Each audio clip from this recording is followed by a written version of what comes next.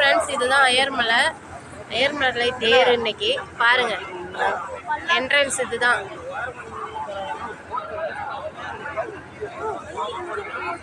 போகலாம்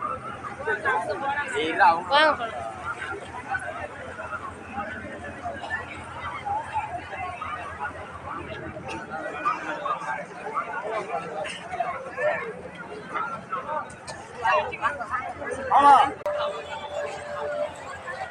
அவனை நின்று அதை பார்க்கலான்னா பார்க்க விடணும்.